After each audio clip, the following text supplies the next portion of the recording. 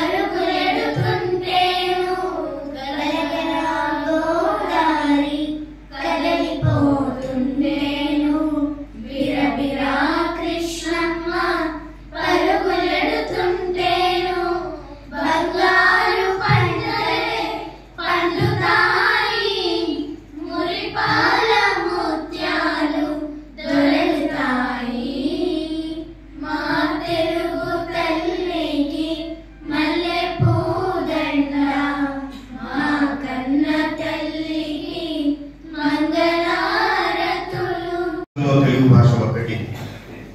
మరి ఈ భాషకు పట్టం కట్టి వ్యవహారిక భాష కోసం ఉద్యమం చేసినటువంటి భాషావేత్త గిడుగు రామూర్తి పంతులు గారు. వారు పూర్వీకులు తూర్పుగోదావరి జిల్లాకు చెందిన వారే. అనంతరం వారు విజయనగరంలో, శ్రీకాకుళంలో వారు స్థిరపడడం. కొన్ని విషయాలు మనం తెలుసుకుందాం. గిడుగు వ్యవహారిక తెలుగుకు వెలుగు. గిడుగు వ్యవహారిక తెలుగుకు వెలుగు. వాడికి భాషా ఉద్యమం వైపు పడిన తొలి అడుగు. వాడికి భాషా ఉద్యమం వైపు పడిన తొలి అడుగు. భాషా ఛాందస్సుల పారిట ఆయన అగ్గి పిడుగు. శిష్టజన పలుకుబడికి పట్టారు గొడుగు. ఆయన పూర్తి పేరు గిడుగు వెంకట రామమూర్తి. గ్రాంధిక శైలి సంఖ్యల నుంచి తెలుగు భాషామ తల్లికి కల్పించారు విముక్తి. దైనందిన సంభాషణలో ఒదిగిపోయింది తేలిక తెలుగు. లిఖిత భాషా మాధ్యమాలలో వెలిగిపోయింది అచ్చ తెలుగు. 1863 ఆగస్టు 29న గిడుగు పుట్టారు. శ్రీకాకుళం జిల్లా పర్వతాలపేట వారి సొంతూరు. గిడుగు చదువు సంధ్యలు విజయనగరంలో గడిచాయి. గురజాడ అప్పారావు ఆయన సహాధ్యాయి. పర్లకిమిడి రాజావారి కళాశాలలో అధ్యాపకుడిగా పనిచేశారు. వ్యవహారిక భాషలోని పిల్లలకు పాఠాలు చెప్పారు. చేతి రాతకు నోటి మాటకు పొంతన ఉండాలన్నారు. వారికి భాషా ఉద్యమం వైపు ఆనాడే అడుగులు వేశారు. 1906 నుంచి కడశ్వాస వరకు భాషా సేవలో ధరించారు. జోహార్ మా తెలుగు కవితకు జోహార్ జోహార్. భారతాన్ని తెలుగు భాషలో రచించి పూనిన మన నన్నయాయునకు జోహార్. భారతాన్ని తెలుగు భాషలో రచించి పూనిన మన నన్నయాయునకు జోహార్. అచ్చ తెలుగు పదము ముచ్చటగ కవితలు ఎక్కువగా వాడిన తిక్కనకు జోహార్.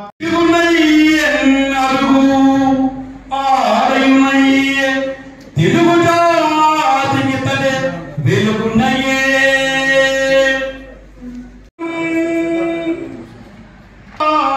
బోలు కమ్మని ఇంపైన మాధుర్యములకించు మాతృభాష.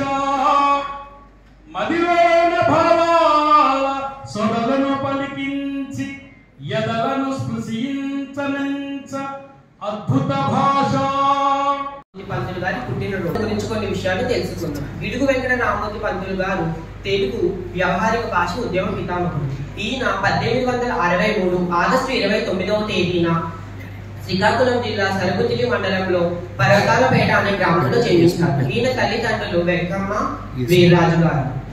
అలా గ్రాంధిక భాషలో ఉన్న తెలుగు వచనాన్ని ప్రజల వాడుక భాషలోకి తీసుకువచ్చి నిత్య వ్యవహారంలో భాషలో ఉన్న అందాన్ని వీరు తెలియజేసిన మహనీయుడు మన గిడుగు వెంకట రామూర్తి పంతులు గారు. ఆంధ్రదేశంలో వ్యవహారిక భాష ఉద్యమ మూల పురుషుడు గిడుగు వెంకట రామోజీ పంతులు గారితో పాటు ఇంకొంతమంది ఉన్నారు. వాళ్ళు ఎవరు మరియు దానికి కారణం ఏంటనేది ఇప్పుడు చూద్దాం. 1907లో జేఏ ఆర్ట్స్ అనే ఒక ఇంగ్లీష్ ద్వారా ఒక ఉత్తర కోస్తా జిల్లాలో ఇన్స్పెక్టర్ గా ఒక పాఠశాలను సందర్శించాడు. ఆ పాఠశాలలో ఒక పండితుడు ఒక పాఠం చెప్తున్నాడు, ఒక తరగతి గది. అయితే అతను వెళ్ళే పాఠాన్ని విన్నాడు. అతను పాఠాన్ని విన్నాక అతనికి ఒక సందేహం కలిగింది. అది ఏమిటంటే పాఠ్య పుస్తకాలు గ్రాంధిక భాషలో ఉన్నాయి, కానీ ఆ పండితుడు వాడుక భాషలో చెప్తున్నాడు. ఇలా రెండు వేరువేరుగా ఎందుకున్నాయి? ఒకే భాషలో ఉంటే పిల్లలకు సరళంగా అర్థమవుతుంది కదా అనే సందేహం అతనికి కలిగింది. దీనిని అతను విశాఖపట్నం మిస్టర్ ఏఎల్ఎస్ కాలేజ్ ప్రధానోద్యోపాయులు శ్రీనివాస అయ్యంగారిని అడగా దీనికి సమాధానం గిడుగు వెంకట రామోజీ పంతులు గారు మరియు గురుజాడ గారు మీకు తెలియజేస్తారు. ఈ విధంగా గిడుగు వెంకట రామోజీ పంతులు గారు, గురుజాడ అప్పారావు గారు, అలాగే జేఏ ఆర్ట్స్ ఈ నలుగురు వల్ల భాషోద్యాయనం ఆరంభమైంది. అందరికీ ముందుగా తెలుగు భాషా దినోత్సవం శుభాకాంక్షలు. కలెక్టర్ అమ్మగారికి నా పాదాభివందనములు. వేదికను అలంకరించిన పెద్దలందరికీ నా నమస్కారములు. ఇక్కడ ఉన్న విద్యార్థులకు అభినందనలు. ఈ రోజు ఆగస్టు 29వ తేదీన మనం తెలుగు భాష దినోత్సవంగా జరుపుకుంటాం. మాట్లాడడానికి, చదవడానికి ఎంతో కృషి చేసిన గిడుగు వెంకట రామమూర్తి గారి జయంతిని మనం తెలుగు భాష దినోత్సవంగా జరుపుకుంటున్నాం. ఈయన ఆగస్టు 29, 1863వ సంవత్సరంలో జన్మించారు. తెలుగు అనే పదంలోనే ఎంతో తీయదనం ఉంది. తెలుగు భాష తెలుగు భాష అమ్మ ప్రేమలో స్వచ్ఛమైనది తెలుగు భాష. తెలుగు భాషలోని పద్యాలు, కవితలు, గేయాలు చాలా అద్భుతంగా ఉంటాయి. అందుకే దేశ భాషలందు తెలుగు లెస్స అన్నారు శ్రీకృష్ణదేవరాయలు. ఒక చిన్న ఉదాహరణ, వారు వచ్చున్నారు గ్రాంధిక భాష, వారు వస్తున్నారు వ్యవహారిక భాష. నాకు ఈ అవకాశం ఇచ్చిన కలెక్టర్ అమ్మ గారికి నా నమస్కారములు.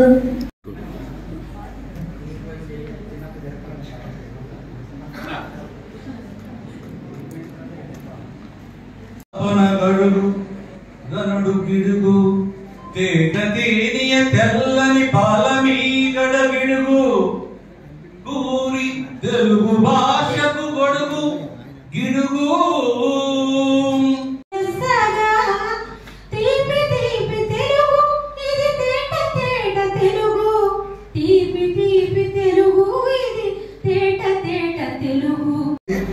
పెద్దలు మాట్లాడినప్పుడు కానివ్వండి, తెలుగు గురించి శ్రీకాకుళం జిల్లా నుంచి రాజమహేంద్రవరం వరకు ఉన్నటువంటి సంబంధాన్ని తెలియజేశారు. వారిలో అంటే వీరు ముగ్గురు నడయాడిన నేలనందు నేను స్వయంగా అడుగులు వేసుకుంటూ వెళ్ళాను. ఎలా అంటే గురజాడ వారు చదువుకున్నటువంటి జిల్లా పరిషత్ ఉన్నత పాఠశాలలో నా విద్యాభ్యాసం కూడా జరిగింది. వారు చదువుకున్నటువంటి పాఠశాలలో నేను 6వ తరగతి నుంచి 10వ తరగతి వరకు అదే ఉన్నత పాఠశాలలో నా తండ్రి గారు అదే ఉన్నత పాఠశాలలో చదువుకున్నారు. నేను కూడా అదే ఉన్నత పాఠశాలలో చదువుకున్నాను. వారితో గురజాడ వారితో అనుబంధం ఆ విధంగా. అలాగే గిడుగు జిల్లా పరిషత్ ఉన్నత పాఠశాల చీపురుపల్లి పోలీసు లైన్ పాఠశాల దగ్గర పక్కనే ఉంది. తర్వాత గిడుగు వారితో అంటే శ్రీకాకుళం జిల్లాలో నేను పనిచేసేటప్పుడు పాతపట్నం లైన్లో పర్వతాలపేటని శ్రీకాకుళం జిల్లాలో గిడుగువారి స్వగ్రామం ఉంది. ఈ గిడుగువారి ఖ్యాతిని, గిడుగువారి ఉన్నతిని మరొక అడుగు ముందుకు తీసుకెళ్ళడానికి అప్పటి మన పాఠశాల విద్యా సంచాలకులు చినవీరభద్రుడు గారు సొంత మొత్తంతో విగ్రహ స్థాపన కూడా ఆ గ్రామంలో స్థాపించారు. దాని కార్యక్రమంలో కూడా అప్పటి ఉప విద్యాశాఖాధికారిగా ఉన్న నేను పాలు పంచుకోవడం అనేది నా అదృష్టంగా భావించాను. పనిచేసిన ఆ స్కూల్లో కూడా ఈ విధంగా ఈ ముగ్గురు మహోన్నత వ్యక్తులకు సంబంధం ఉన్నటువంటి తెలుగు భాషలో భాగంగా నేను ప్రయాణం సాగించడం నా యొక్క అదృష్టంగా భావిస్తున్నాను. మరి ఇంతమంది వక్తలు తెలుగు గురించి మాట్లాడినప్పుడు ఇంతకంటే గొప్పగా నేను మాట్లాడాలని నాకు తెలిసింది చాలా తక్కువ, తెలుసుకోవాల్సింది చాలా ఎక్కువ. ఈ సందర్భంగా చిన్న నా ఆలోచనకు కలిగిన చిన్న కవిత మాత్రం తెలుగు గురించి రాసుకున్నాను. ఒక్కసారి తమరందరూ అనుమతితో చదివి వినిపిస్తారు. తెలుగును నేను తెలుగును మీ జాతి వెలుగును, నేను తెలుగును మీ జాతి వెలుగును, నేను మీ అమ్మ భాషను, నేను మీరు నమ్మదగిన భాషను, నేను మీ అమ్మ భాషను, నేను మీరు నమ్మదగిన భాషను, నేను ఆది భాషను, నేను ఆద్యంతం మీతో ఉండే భాషను, నేను ఆది భాషను, నేను ఆద్యంతం మీతో ఉండే భాషను, నేను నేటి తరం నేర్వని భాషను, నేను నేటి తరం నేర్వని భాషను, ఇతరులు వారలేనంత విలువన్న భాషను, నేను నేటి తరం నేర్వని భాషను, ఇతరులు వారలేనంత విలువన్న భాషను, నేను గొప్ప భాషను, శ్రీకృష్ణదేవరాయలు మెప్పు పొందిన భాషను, నేను గొప్ప భాషను, శ్రీకృష్ణదేవరాయలు మెప్పు పొందిన భాషను, నేను తెలుగును మీ జాతి వెలుగును. నా మానస పుత్రుడు గిడుగు, నా ఉన్నతి కోసం పట్టాడు గొడుగు, నా మానస పుత్రుడు గిడుగు, నా ఉన్నతి కోసం పట్టాడు గొడుగు, మీ పరభాషా ప్రేమను కడుగు కడుగు, తెలుగు భాషాభివృద్ధికి వేయాలి మనమందరం కలిసి అడుగు అడుగు. రాయల కల్పనలో రామకృష్ణుని శిల్పంలో తారల వీధులలో ధృవతారయై మన దేశ భాషల పులస్సయై దేవ భాషతో చెలిమి చేసి దేశ దేశముల వాసికెక్కినది అంతదార తెలుగు. క్షణము తిరిగి రాదు, కాలమూలకెప్పుడు గడపబోకు, దీపమున్న ఎప్పుడే దిద్దుకోవల ఇల్లు, విలువ తెలిసి చదువు తెలుగు బిడ్డ. ధన్యవాదాలు. భాషా దినోత్సవాన్ని జరుపుకుంటున్నాం. తెలుగు భాష అనగానే మనకి గుర్తొచ్చేది గిడుగు గారు. గిడుగు గారి గురించి మనము పుస్తకాల్లో చదువుకున్నది ఒకసారి మనం మరొకసారి గుర్తు చేసుకుంటే, ఆయన వ్యవహారిక భాషని పాఠ్య పుస్తకాల్లో కూడా వాడాలి అని ఒక ఉద్యమం సాగించారు. ఈ రోజుల్లో మనకి భాష గురించి ఒక ఉద్యమమా అని ఆశ్చర్యంగా అనిపిస్తుంది. ఈ రోజుల్లో మనము మన హక్కుల కోసం మాత్రమే ఉద్యమాలు చేస్తాం, కానీ ఆయన భాష కోసం ఉద్యమం చేశారు. రావాలి, పాఠ్య పుస్తకాల్లో ఎందుకు రావాలి, వ్యవహారిక భాషనే ఉపయోగించి ఎందుకు బోధనలు చేయాలి అని చూస్తే, అది ఒక భాషా ఉద్యమంతో పాటుగా ఒక సమాజ సంస్కరణ, సమాజ అభివృద్ధికి ఆయన చేసే ఒక పోరాటం. ఎప్పుడైతే మనము భాషకి దూరం అయిపోతామో, ఆ భాష ద్వారా వచ్చే జ్ఞానానికి కూడా దూరం అయిపోతాం, కూడా మనం దానిని ఆస్వాదించలేం.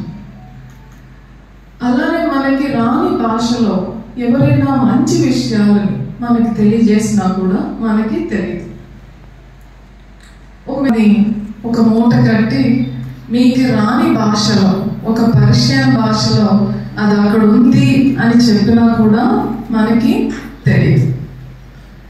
సో ఒక విధంగా గ్రాంధిక భాషలో మన సమాజానికి సంబంధించిన జ్ఞానం అంతా ఉంది. అందులోనే మన సమాజానికి సంబంధించిన చరిత్ర ఉంది, మన సమాజానికి సంబంధించిన సాంకేతిక విజ్ఞానం ఉంది, అలానే మన సమాజానికి సంబంధించిన లేఖలు కూడా ఉంది.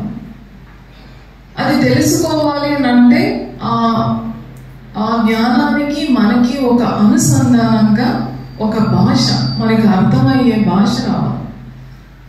అందుకే ఇప్పుడు మనం ఏది మాట్లాడుకుంటున్నామో అదే భాష మన వార్తాపత్రికల్లో ఉంది, అదే మీ పాఠ్య పుస్తకాల్లో కూడా ఉంది. ఒకవేళ గిడుగు గారు కానీ ఆ ఉద్యమాన్ని చేయకపోతే మన పుస్తకాల్లో, మన వార్తాపత్రికల్లో ఎవరో ఒకరు అనువాదం చేసిన వాళ్ళు అవసరమయ్యేది ఉండేది. ఒక రకంగా చెప్పాలి అంటే, ఇంగ్లీష్ మూవీ చూస్తున్నప్పుడు కింద వచ్చిన సబ్ టైటిల్స్ చదువుకునేటట్టుగా ఉండేది. సో మన భాషని మనకి దగ్గర చేశారు, మన భాష ద్వారా మన భాషలో ఉన్న జ్ఞానాన్ని మనకి అందించారు. దానికి మనందరం కూడా ధన్యవాదాలు తెలియజేయాలి. అంటే వాళ్ళ కళ వర్లీ ఆర్ట్కి దగ్గరగా ఉంటారు. ఇది ఇప్పుడు అంతా కూడా మీరు ట్రైబల్ మ్యూజియంస్లో అయితే ఆ ఆర్ట్కి సంబంధించిన చాలా చిత్రకళకు సంబంధించిన పిక్చర్స్ చాలా ఉన్నాయి. సో దాని మీద వాళ్ళు ఏ భాష మాట్లాడుకుంటున్నారో ఆ భాష ద్వారా వాళ్ళు ఏం తెలియజేయాలనుకుంటున్నారని అప్పట్లో అతనికి ఎక్కడ నుంచి ఎటువంటి సపోర్ట్ కూడా దొరకకపోయినా కూడా చాలా రీసెర్చ్ చేశారు. రీసెర్చ్ చేసి సౌర భాషలో ఉన్న ముఖ్యంగా పాటల్ని వాళ్ళకి సంబంధించిన కొంత జ్ఞానాన్ని ఆయన పుస్తక రూపంలో కూడా పెట్టడం జరిగింది. సాంస్కృతిక జీవన విధానం మనందరికీ కూడా తెలుసు. దాని తర్వాత మూడో విషయం, ఆయన చాలా మంచి ఉన్నత పదవిలోనే పర్లాకిమిడి సంస్థానంలో ఉండేవారు. పర్లాకిమిడిలో తెలుగు పాపులేషన్ చాలా ఎక్కువ ఉంటుంది, తెలుగు మాట్లాడే వాళ్ళ జనాభా. ఆ పర్లాకిమిడి మనకి రాష్ట్రాలు విభజించేటప్పుడు పర్లాకిమిడిని ఒరిస్సాలోకి పంపిస్తారు అనేటప్పుడు ఆయన చాలా తీవ్రంగా వ్యతిరేకించి ఇక్కడ ఇంతమంది తెలుగు మాట్లాడేటప్పుడు ఇక్కడ ఒరిస్సాలోకి అధికారంగా వాళ్ళు వెళ్ళడం అది సరికాదు అని ఆయన అక్కడ నుంచి వచ్చేసి రాజమండ్రిలో ఉండడం జరిగింది. ఆయన చేసే ఏ ఉద్యమం అయినా, ఏ వాదన అయినా, ఏ రచన అయినా కూడా ముఖ్యంగా అర్థమైనది సామాజిక స్పృహ. తన రచనల ద్వారా సమాజానికి ఏదో ఒకటి చేయాలి అనే ఉద్దేశం. సో అలాంటి మంచి వ్యక్తులని ఈ రోజు మనం తలుచుకునే అవకాశం గవర్నమెంట్ మనకి ఇచ్చినందుకు ప్రభుత్వానికి కూడా మనం ధన్యవాదాలు తెలియజేయాలి. మన భారతదేశంలో అధికార భాషలు ఒక 22 ఉన్నాయి. అందులో ఏ రాష్ట్రానికి సంబంధించిన భాష రాష్ట్రానికి చేసుకుంటున్నారు. ముఖ్యంగా మన ఈ సౌత్ ఇండియా అంటే తమిళనాడు, కేరళ, ఆంధ్రప్రదేశ్, ఒడిశా ఇటువంటి రాష్ట్రాల్లో అధికార భాష మీద ఎక్కువగా మొక్కు చూపిస్తున్నారు. వీటిని ప్రభుత్వం గుర్తించి కూడా కేంద్ర ప్రభుత్వం కూడా గుర్తించి ఈ కాంపిటేటివ్ ఎగ్జామ్స్ ఏవైతే ఉన్నాయో వాటిలో అన్నింటిలో కూడా తెలుగు అధికార భాష కూడా ఇంప్లిమెంట్ చేస్తున్నారు, అమలు చేస్తున్నారు. అదేవిధంగా యూపీఎస్సీలో కూడా కేవలం స్టాఫ్ సెలెక్షన్ కమిషన్లు, బ్యాంక్ అటువంటివే కాకుండా యూపీఎస్సీ సంబంధించి ఐఏఎస్, ఐబిఎస్, ఐఆర్ఎస్ ఇటువంటి వాటిలో కూడా తెలుగు అధికార భాషలో కూడా రాసి మన జిల్లాలో కూడా మన స్టేట్లో కూడా ఐఏఎస్ అయిన అధికారులు కూడా ఉన్నారు. కాబట్టి ఎవరు కూడా తెలుగు వస్తేనే మనము పై అధికారి కాలేమేమో, ఐఏఎస్ కాలేమేమో, ఐపీఎస్ కాలేమేమో అనే నిరాశపడాల్సిన అవసరం ఏం లేదు. కాబట్టి అందరూ కూడా అదేవిధంగా తెలుగు అధికార భాషగా ఆంధ్రప్రదేశ్లో గుర్తించడం కూడా జరిగింది. దానికి ఒక ప్రత్యేకమైన అధికార భాష శాఖ కూడా మన జీడీలో ఉంటుంది. వాళ్ళు ప్రతి సంవత్సరం కూడా ప్రతి ఒక్క ప్రభుత్వ కార్యాలయాల్లో కూడా ఇది ఇంప్లిమెంట్ చేస్తున్నారా లేదా అనేది కూడా చూస్తూ ఉంటారు. అదేవిధంగా హైకోర్టులో కూడా 1-2 ఆర్డర్స్ కూడా, ఉత్తర్వులు కూడా రావడం కూడా జరిగింది. హైకోర్టులో కూడా కేవలం ఇంగ్లీషే మాట్లాడతారేమో, ఇంగ్లీష్లోనే ఆర్డర్స్ వస్తాయనేది ఉండేది ఇంతకుముందు. ఆ బెంగ కూడా లేదు. హైకోర్టులో కూడా 1-2 అధికార భాషల మీద తెలుగు దాని మీద కూడా అనువాదంతో ఉత్తర్వులు కూడా రావడం జరిగింది. కాబట్టి ప్రతి ఒక్క విద్యార్థులు అందరూ కూడా తల్లిదండ్రులు, ముఖ్యంగా మన డిఆర్ గారు చెప్పినట్టు తల్లిదండ్రులు ఫస్ట్ తెలుగులో మాట్లాడితే వాళ్ళ పిల్లలు కూడా తెలుగులో మాట్లాడగలుగుతారు.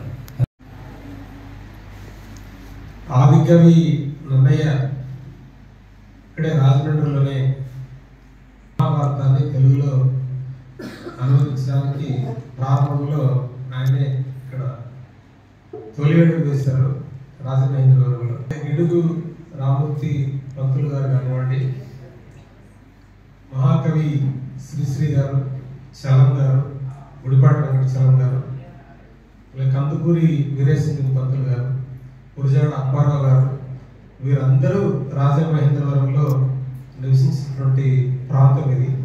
ఈ ప్రాంతంలో మనం కూడా ఇక్కడ పనిచేయడం కానీ నివసించడం కానీ జరుగుతుందంటే నిజంగా అది మన అదృష్టమని చెప్పుకోవచ్చు. ఈరోజు తెలుగు భాష దినోత్సవం సందర్భంగా అందరికీ శుభాకాంక్షలు. ఓకే,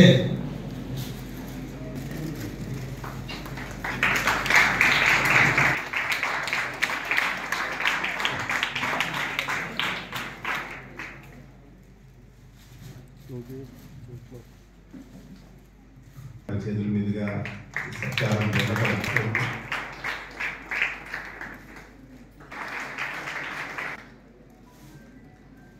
ఎంతో శ్రావ పనిచేస్తున్నటువంటి తాయార్ మేడం గారు, చిన్నాభిలుంది కిషోర్ వస్తే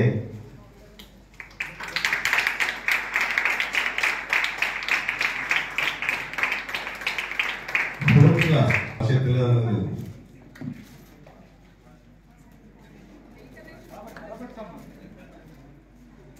అలాగే నవ్య చక్కటి పద్యాన్ని ఆలోచించినటువంటి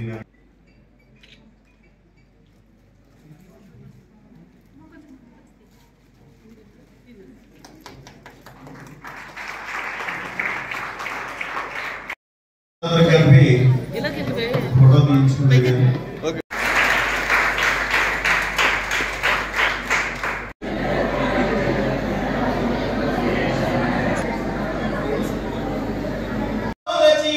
ముక్తి పొందిన భక్త పోహ మాను రాముని కొలిచే